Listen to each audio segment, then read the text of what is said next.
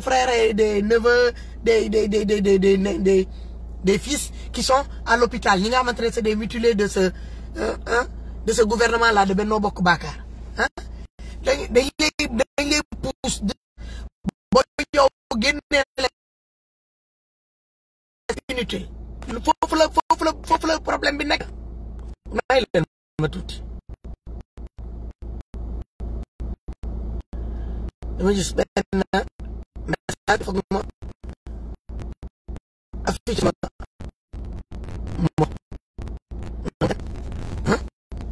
plusieurs fois nga tontu parce que mu comme ku naat bi may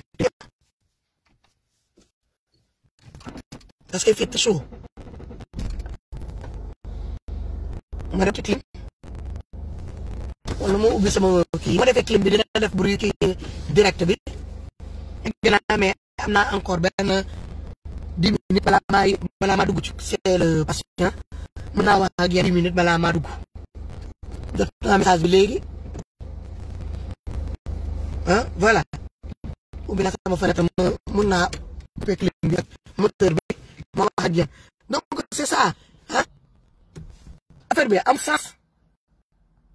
amul sens on perd notre temps à se pétition sur Facebook si ñu nday tedd yooyu si ñu nday tedd yooyu te amul benn sens les vrais Sénégalais qui sont dans le besoin moo xamante ne que ñi téye caa bi féetoo la ginnaaw ñi dañoo soxla suñu baat ah ñi nga xamante ne que ñi ngi dund injustice ah ñi ngi soxla suñu baat léegi nag boo jëlee yow sa énergie boobu wala que nga consacré ko ñooñu nga bëgg fi nekk di tontu ay ndey yóbbul ma ndey indil ma baay ku nekk fi ay rek mën a wane sa bopp après si on t'invite passer des plateaux pour discuter indi sa xam-xam mais moo war sa xam-xam mën ñu laa invité quand tu passes tout ton temps à insulter à parler que de Aoura Ndeye Aoura Baye comment veux-tu que les gens t'invitent sur leurs différents plateaux pour que tu viennes discuter du Sénégal yow bi ñu xamee ça fait plus de combien d'années tu parles que de Ndeye Ane tu parles des choses négatives hein Ousmane Tounkara ñun man Ousmane Tounkara pour mu wax ci moom man lan la may wàññil wala lan la may yokkal sa page wala lan la may yokkal ci ay vie Ousmane Tounkara wax ci moom au contraire j'apporte l'histoire Ousmane Tounkara à personne Alassane Diego ba fi bind dégg naa ngay laajte le son nga ne amul son si y a le son quand même hein ma tëj côté bi parce que si mbedd bi laa taxaw dama ubbi sama fenêtre bëgguma dugal clim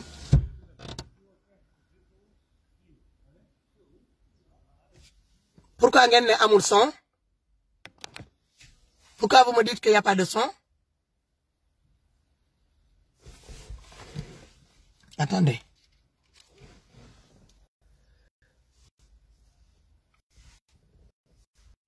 yéen a ngi may dégg c'est bon maintenant yéen a ngi dégg yéen a ngi may dégg le son est bon si le son est bon vous marquez que le son est bon ah ok le son est bon Kaga Thiam le son est bon parce que là je viens de mettre mon écouteur là le son est bon si le son est bon vous marquez que le son est bon non coupé na gars yi c'est bon hein son bi baax na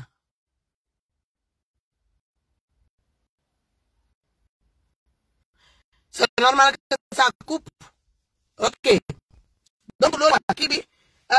kii ma affiché woon ci sama page bi xaaral ma wan leen ko vite fait balaa ma sama téléphone bi faut que je un peu d'eau là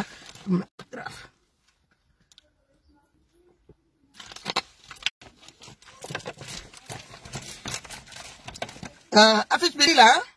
may la ma tuuti rek ma xool ma dugal leen kon leen vite fait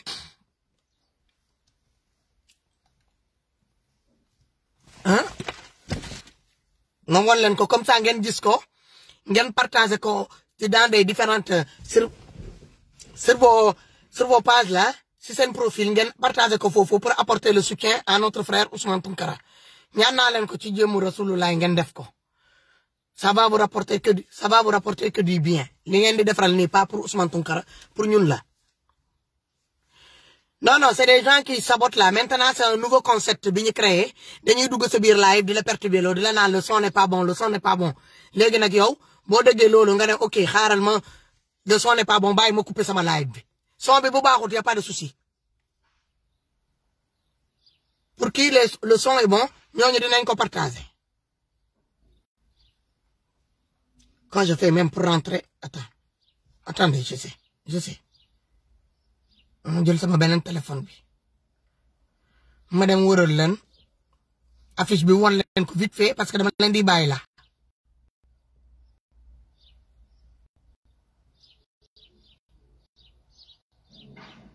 voilà je suis dans ma page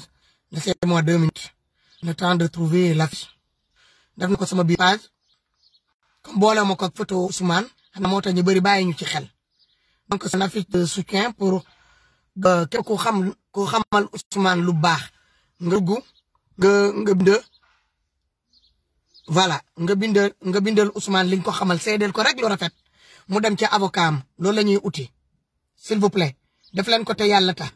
voilà mi ngi nii affiche baa ngi nii def naa ko sama biir page gis ngeen ko boo leen duggee ci page les Amazones après sama live bi rek boo leen wàccee rek affiche bi ngeen di gis lii ngeen di gis nii ak adresse email bi nekk ci suuf mooy adresse email Ousmane Tounkara defe naa avocat bi moo ko yor wala mbokk mi en tout cas daal man gorom bu jigéen bi ki bokk ak jabaram ndey ak baay moo ma ko yónnee grande sœur bi moo ma ko yónnee ne ma faa pour nañ ko jàppale ñi diffuser affiche bi ci suñu page yi nii ñu mun koo partager dinaa ko dugal tamit ci sama muru WhatsApp ñaari WhatsApp yi ma yor dinaa ko fa dugal ko ci story page bi tamit gars yi ngeen partager s'il vous plaît képp ku ko bëgg a foo munti nekk ci monde bi boo yoree rek adresse email mun nga mën a dugg en contact ak adresse email bu Ousmane Tounkara bi ngeen yónnee ko seen soutien s'il vous plaît ngeen bindal ko indil ko seen CD apporter ko seen CD seedal ko lu rafet ci adresse email bi mooy free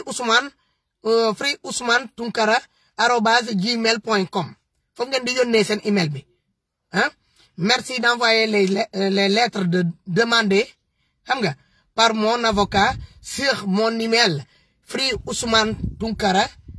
freeousmanetounkara@gmail.com foofu ngeen di yónnee affaire bi mi ngi nii s'il vous plaît def leen ko nu mu gën a gaawee parce que ils en kii nañ ko soxla nañ ko dans l'urgence amuñu jot bi amut donc s'il vous plaît képp kuy followers muy Amazon di patriote def leen ko te yàlla tax ku dugg sama page rek page Amazon bi te nga gis affiche bi jël ko rek nga partager ko mooy free Ousmane Tounkara Ousmane Tounkara @gmail.com def leen ko te yàlla tax moom la ñu bind free mooy FREE Ousmane pas lépp kii la minuscule y a pas de majuscule là-dedans Ousmane xam ngeen nuñ koy bindee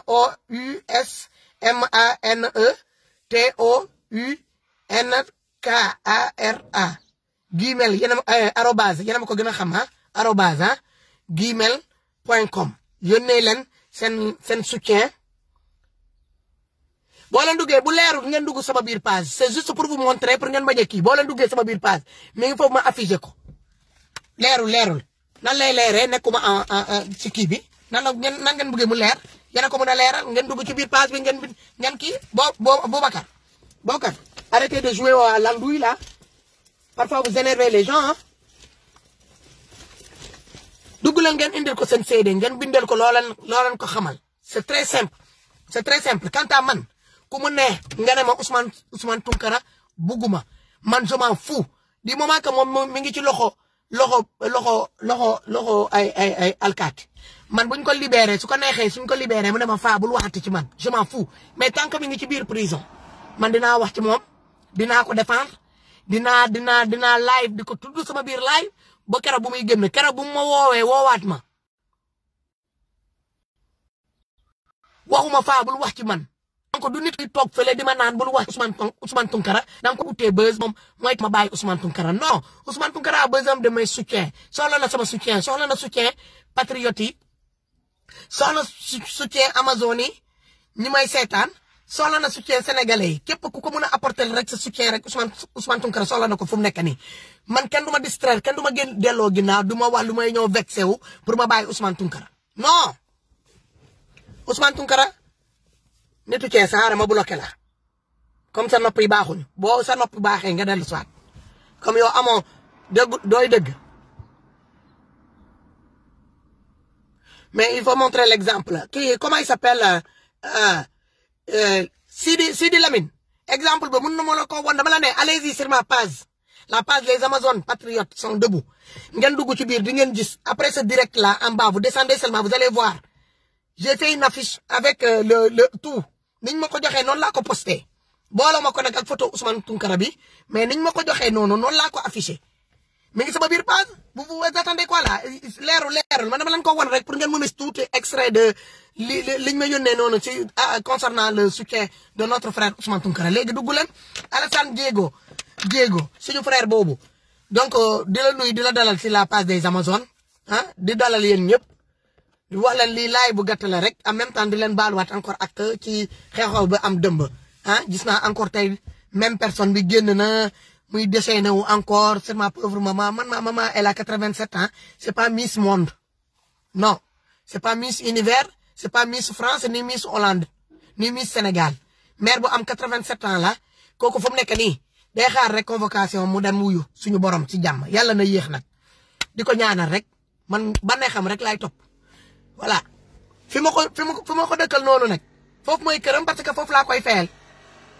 sama doole pour le moment foofu la waaw comme vous n'avez rien compris je ne vais pas parler de ma vie là parce que ma vie à moi n'intéresse pas les Sénégalais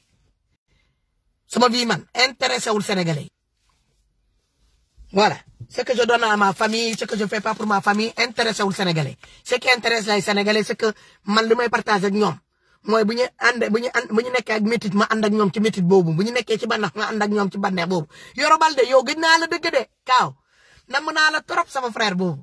maa nga nuy naa la gars yi s'il vous plaît dugg leen ci page bi ngeen jël affiche boobu ci Ousmane Tounkara waaw Anta Mbaye dinaa la woo grande sœur bu ma wàccee dinaa la woo vers 16h30 17h moo gën a wóor tey 16h laay pare su ma paree 16h yooyu ma kii la beneen bi xam ngeen lan laa bëgg na wax dama ko fàttee sax sénégalais yi man damay naan les femmes de ménage là ici en Europe là je vous dis big up chapeau non les hommes et les femmes qui font des entretiens là de ménage moo xam góor la ak jigéen ñu koy def moo xam ca entreprise yi la mooy xam ca kër yi la mooy xam ca hôpitaux yi la ak fu mu munti doon man je vous dis big up gars yi man sama entreprise bu may liggéeyee damay liggéey avec les personnes âgées di sang di jox lekk di dem pharmacie di leen jëlal seen rendez-vous di génn ak ñoom di dem ak ñoom je suis aide de personnes âgées à domicile en même temps ma ñaan sama entreprise pour ñu jàppale ma def beneen formation ok pour ci entretien à domicile ces personnes âgées ma am nag personne âgée bu ci nekk sa fiche parce que am na ñoo xamante ne sont allergiques à certains produits il faut nga mémoriser loolu yëpp mais ndekete yéen ni ngay nettoyer sa kër bokkut ak ni ngay nettoyer kër jàmbur je vous jure aujourd'hui le 1er avril c'est mon premier jour d'entretien dans ces mes patients là patients yi ma daan dem di leen doon sang di yëkkati di leen doon sang di jox lekk ay affaire yooyu tey dama changé léegi damay dem di def ay entretien donner un coup de main à d'autres collègues ñi ñëw di sang di def sama même liggéey bi ma doon def dama changé tuuti pour des voilà pour des raisons de santé bi ma am pour bañ a dugg ci détail mais dama leen ne gis ngeen même nettoyer ces les gens ndeketey set yombut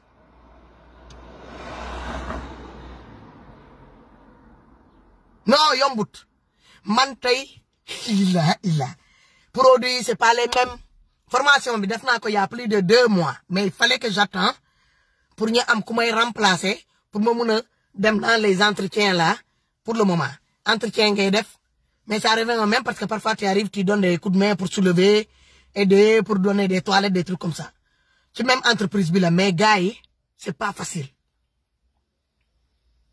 Voilà kii Malick merci beaucoup Malick Fall bindal na leen ko fii nee na free Ousmane Tounkara gmail@com merci beaucoup Malick Fall. Fama Diop merci beaucoup boobu mooy adresse Ousmane adresse Gmail bu Ousmane Tounkara fi ngeen ko war a yónnee seen soutien s'il vous plaît def leen ko te yàlla tax xam nga lii daa neex nga doon sa chef bopp xoolal egg naa c'est mon ci kër patient bi ma war a dem j'ai tout mon temps mun naa fi toog ak yéen ba une demi-heure du ma yàqal dara man kenn du ma noté may noté sama bopp. non xadi cliché man dama yéemu ci gis ngeen fu mu nekk nii sama ndigg bi yëpp nag koroj sama mbagg yi ne koroj donte sax ces maisons là ils sont pas sales da ngay pousser tuuti voilà à toog prendre du thé avec ces gens là essayer de mais mané la c'est pas facile Sénégalais dara yombut non je vous jure dara yombut je vous dis les femmes de ménage là les femmes qui font des aides à domicile là les femmes de ménage les hommes qui font l'entretien là à domicile je vous dis big up ça pouba franchement parler yéen doo leen moromu kenn les éboueurs là man je vous dis respect yii sama waa kër yi nag il faut ma ñëw ma woo leen nag weer bii mois d'avril bii bu dee ku ma fi nar a ñëw indil ay benke ma may la ñaar dërëm ngay am loo ci ñëw pliqué di naan dafa tuuti wala dafa nangam dinaa waayin sa kaw de gars yi man la ma tuuti ma dugal clim bi waaye dafa tàng trop je mets un peu de clim voilà grande sœur Angélique j'ai demandé à être formé là dans la même entreprise fu may liggéeyee pour mun a liggéey basculer wu ci entretien di dem c'est les mêmes c'est les mêmes patients di def les mêmes fu mu nekk nii sama mbagg baa ngi mel nii dañ ko crispé nii la def affaire baa ngi métti il faut nga génnee ngum toile d'araignée yi après nga dépoussiérer lépp bépp surface boo paree nag nga jël sa stop shaker xaw ma nan lañ koy waxee stop shaker mooy aspirateur nga aspirer après nga jël duweel nga put nga laat nga raxas boo paree nga dem ci waañ bi nga xool s'il y a des trucs à nettoyer nga nettoyer ko si la personne a besoin que tu lui chauffes son repas nga def ko au minimum tu dois passer entre 1 heure 2 heures de temps avec la personne donte seen yooy gars yi est-ce que du ma delluwaat encore bureau dem laajaat encore ñu delloo ma fi ma nekkoon heureusement que c'est un essai de 1 mois mais gëmuma sa 1 mois bi dinaa ko àggale parce que fu mu nekk nii tey le premier jour sama mbagg be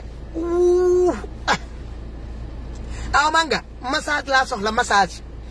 mamma mia gars yi maa leen di bàyyi di leen jaajëfal du courage à domicile c'est très facile Mariama Kana à domicile c'est pas facile de man donte les maisons que c'est les mêmes maisons c'est les mêmes patients là dem wax dëgg yàlla mais man dama dañ fekk foofu des femmes d'entretien là de notre entreprise ma leen di gis nit ñi kii noonu may naan lii dafa yomb de pourquoi pas man tamit ma ñaan soit c'est ça wala toog pendant des mois di faj sama ginnaaw bi dama am benn problème déchirure laa am au niveau du si quoi si sama mbagg yi sama neer yi nekk fii ñoo xaw a am problème moom moo waral ma doon faju doon dem ci kinésithérapeute ak sama ginnaaw sama ndigg li mais ma ne leen ñu basculer ma ci entretien ma nekkoon ci formation boobu pour xam patient bu nekk këram ban genre produit nga fay utiliser nan ngay commencer nekkete ni ngay nettoyer sa kër bokkut ak ni ngay nettoyer kër jàmbur ku ci nekk dafa am produit bi nga koy utiliser gaay dama ne les femmes d'entretien là les femmes de ménage là ñi nekk les femmes d'entretien là qui sont dans les hôpitaux cliniques yi bureaux yi collèges yi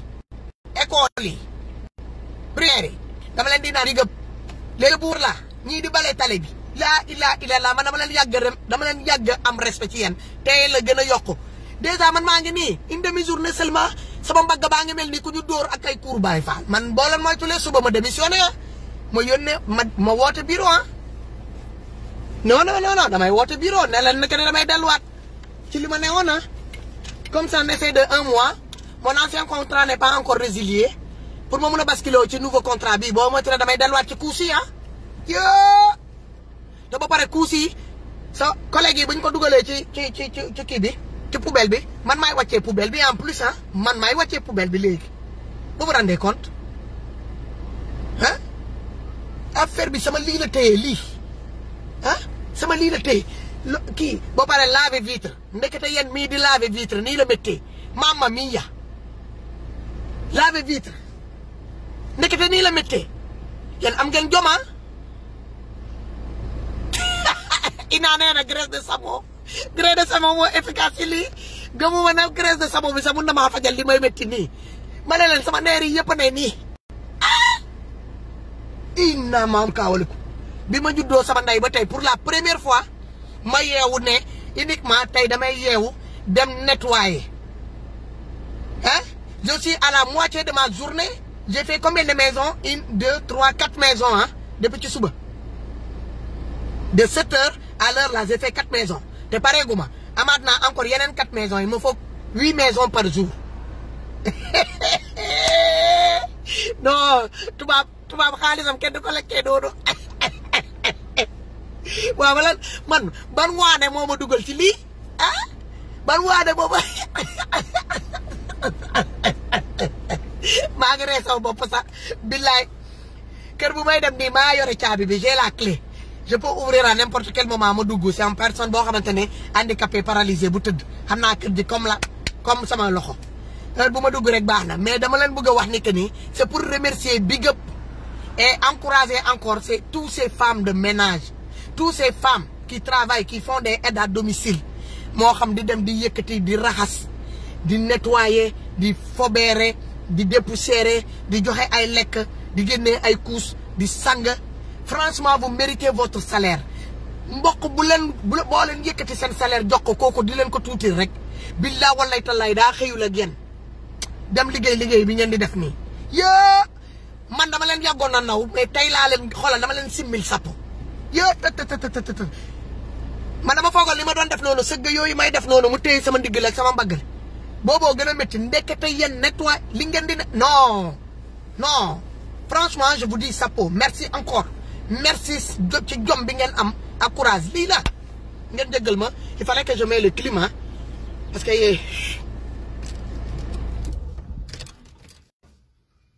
fekk ma def clim dama ragal sax après clim bi man clim j'aime pas trop le clim je préfère rouler avec les fenêtres ouvertes que clim guddi après sama lii lay ñëw tey sama baat bi ngay dëgg mel ni po échappement mu bënn maa bon si sama bopp de gars yi donc gars yi c'était ça di big up ñëpp di leen walloof di leen naan nañu jàppale suñu frère Ousmane Tounkara daal te yàlla tax s'il vous plaît signé leen affaire bi daal signé leen ko dugal leen ci adresse email bi boo leen ko yoree ngeen yónnee li ngeen di yónnee boo leen ko yónnee kii réceptionné adresse email bi rek moo mën a gis yéen li ngeen bind keneen mënu koo gis te du loo xamante ne dañ koy publier ci Facebook il faut pas avoir peur dugg leen ngeen jël adresse email bi ngeen indil Ousmane Tounkara seen soutien yónnee email de soutien à l'adresse email là de Free Ousmane Tounkara @gmail.com ngeen yónnee seen lépp foofu mu rafet ngir yàlla yonent bi dama leen koy ñaan encore fi sabini laay def leen ko man dinaa ko def su ma wàccee ni dinaa ko def Papa Mor Dia frère maa ngi s'il te plaît maa ngi ni affiché kii benn adresse email bu Ousmane Tounkara muy Free Ousmane Tounkara @gmail.com jël ko nga partagé ko sa page yi ngeen partagé ko dina ko yónnee ba ñoom jiji tamit ñi partagé ko képp koo xamante ne rek yaa ngi ci Facebook bi rek partagé leen ko pour jàppale Ousmane Tounkara la ngeen yónnee seen adresse seen soutien ci adresse email bi kuy réceptionné adresse email bi rek mooy xawma na am naa ne avocat bi moo ko yor moom rek moo mën a email ngeen di yónnee ak contenu de l'email ah il faut pas avoir ñoom dinañ ko traduire bind leen ko ci làkk bu leen neex moo xam espagnol la italien la français la anglais bi sax day gën a yomb néerlandais làkk boo leen xam rek ci kaw suuf bind leen ko ngeen yónnee ko même en wolof ku mën a yónnee sax email en wolof dinañ ko traduire en anglais dinañ ko traduire def leen ko te yàlla tax ngir yàlla jonante bi kantaaka ni les xawaarekat la sa yaay sa ndey dinaa toj dinaa rajaxe ñun tojatuñu rajaxeetuñu defuñu dara dañoo bëgg a xoolal suñu puso la ñu yor ak suñu wëñ bëgg nañ ñaw mu jeex takk gars yi doo daje ba fan yi xam naa ne suba duma génn parce que lii ma commencé encaissé nii te suba encore le 2 dama ciy demaat ah da ngeen may jëggal daal defe naa semaine prochaine rek ngeen may gisaat encore ci kanam écran parce que affaire bi métti na big up di leen wan love ne leen bisous à très bientôt inchallah allez bye bye